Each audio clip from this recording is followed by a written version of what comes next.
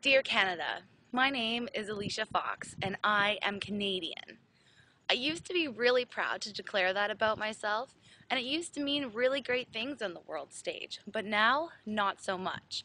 What do I mean by that, you may ask? Well, first off, Canada has been named Fossil of the Year at the recent climate change conference in Copenhagen. We were named this because our government brought absolutely nothing to the table on global agreements for climate change. And in fact, our government did more to block progress on a global scale than anything. How embarrassing, Canada!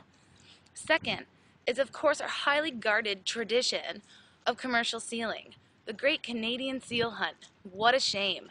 This is why wearing a Canadian flag on your backpack no longer guarantees kind and friendly service while visiting foreign countries, especially in Europe. I, for one, am sick of being labeled as a fossil of a country. I'm sick of being labeled as seal-bashing Neanderthals, and I'm sick of our country being full of people who resist change at our highest levels of government. We are looking like fools on the world stage, and our government is only making it worse. Under the Charter of Rights, I'm voicing my dissent to our government's actions with regards to this outdated and dying industry as part of the International Day of Protest of the Canadian Seal Hunt.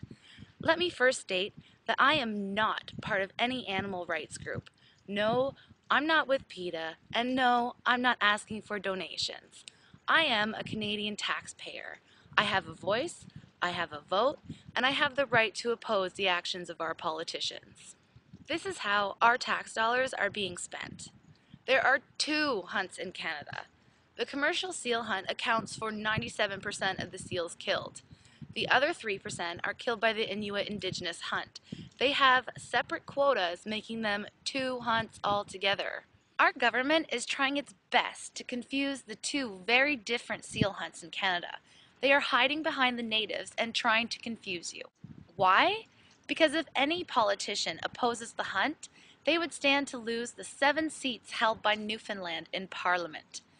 Canada spends $7 million in taxpayers' money every year to add Coast Guard support to the hunt, campaign for the hunt, and of course travel costs for said campaigning.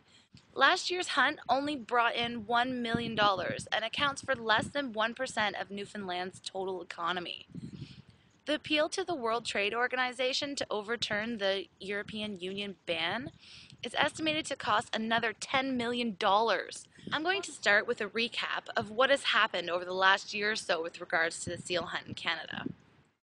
Russia bans its seal hunt. Prime Minister Vladimir Putin called seal hunting a bloody industry. The Prime Minister acknowledged the fact that some communities would be affected financially and has invested money in trying to develop new ecotourism markets, along with compensating the hunters that directly lose income. Senator Mac Harb introduces a bill to effectively put an end to the commercial seal hunt in Canada. His bill did not go through as not one other senator backed him up with a secondary vote. This is very uncommon. In fact, it never happens. A few weeks later, the DFO's minister, Gail Shee, used taxpayers' money to send out 3 press releases attacking the Liberals. That's a big no-no. Using tax dollars for politics is not legal. During the hunt in 2009, more and more sealers stayed home after not being able to find many buyers and after learning that the price of pelts dropped. In 2008, it was $30 a pelt. This was reduced in 2009 to only $15 a pelt. The EU passed a law that it would enforce a ban on all seal products in Europe, with an exception for the Inuit and Aboriginal hunt. The Inuit are still allowed to trade products amongst themselves. Seal products are currently banned in the USA, Belgium, Netherlands, Mexico, Croatia, and Slovenia, and now the EU. The very next day, after the EU ban was announced, Parliament voted on the idea to have Canadian Olympians support the seal hunt in Canada by incorporating seal fur into their uniforms. This was quickly shot down by the Olympic Committee. Our Governor General, Michelle Jean, attends an Inuit community festival and eats a raw seal heart. She knows exactly what she's doing.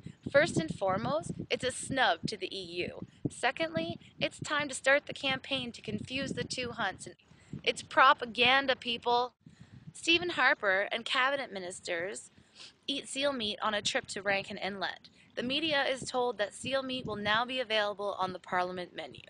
Another snub to the EU. When Canada hosted the G7 in Nunavut, Jim Flaherty tried to force-feed the G7 finance ministers seal meat while dining on sealskin-covered chairs and other small sealskin decor that was about the room. All of the ministers declined. Gail Shi travels to China to promote seal products. First she states, China is a huge market, and then she goes on to say, we're going to have to create a market in China.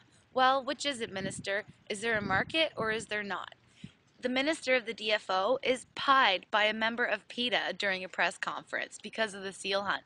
Our government quickly resorted to calling this pie-wielding woman a terrorist. Really? A terrorist?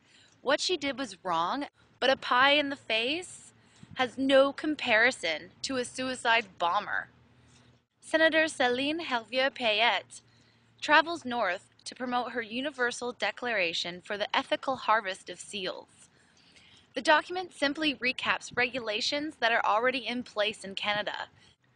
I find it kind of funny because the EU already thought that these regulations were being enforced in Canada when they reached a majority vote to ban seal products. I wonder how much of our tax dollars the senator spent on this ridiculous trip. Her document wasn't even signed. Also, Senator Céline is trying her hardest to confuse the Aboriginal sustenance hunt with the commercial hunt, stating in her blog that there is only one hunt in Canada. Well, Senator, you are wrong. There are two. Senator Céline also writes in her blog that anti-seal hunting vegetarians are in a panic right now.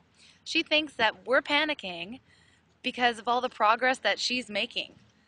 The only progress that she is making and that our government is making on this issue is more and more embarrassment for your average Canadian on the world stage. It is, in fact, our government who is in a panic right now. These desperate tactics are proof. The day after Senator Céline's blog about how the anti-seal hunting vegetarians are in a panic came out, it was announced that there would be no hunt on Hay Island this year. It seems that even our government couldn't help find any buyers for the pelts. Campaigns were led against potential buyers. Campaigns were led against potential transport companies, asking them to refuse to carry the cargo. Okay, so now that you're up to date, March 10th, 2010, Senator Céline and 30 guests, including the Minister of the DFO, Gail Shi, plan on eating seal meat in the Parliament for the very first time. Another attention-grabbing gimmick and another embarrassment for Canadians. But not to worry, seal meat isn't actually on the Parliament menu. It has to be ordered in advance specially. You'd think that with all the pups killed each year and a very small market for the meat, we'd have some available. But this is actually not what they are killed for. It's only a political gesture because these animals are killed for their fur for fashion, period. Now the biggest question is, will the 2010 seal hunt even happen? This year marks the record in the past 6 decades for the lowest amount of ice flows in the St. Lawrence where the hunt takes place. This could have a really dangerous effect on the seals' populations because that's where they breed. It will make it really, really difficult for anyone trying to hunt these seals. Is Mother Nature trying to tell us something, like leave them alone? I think so. The majority of Canadians are against the commercial seal hunt because it's just not worth the money, it's inhumane, no one wants fur anymore, and this is becoming highly embarrassing for Canada. The world is changing, and Canada needs to keep up instead of blocking progress at every turn. All of these political gimmicks are actually doing nothing to change the ban or help the sealers or help the industry at all. It is a bigger waste than the hunt itself. We need to spend our tax dollars investing in alternative solutions for those who stand to lose income. With the amount of tax dollars Ottawa is spending to try and keep this sinking ship afloat, they would be better off abandoning ship and cutting checks to the sealers for the equivalent of what they would make on the hunt. They would save millions of dollars that could be put to use for much more important things, like maybe developing some kind of plan that doesn't make us the fossil of the year for the next climate change conference. Thanks for listening, Canada. Bye.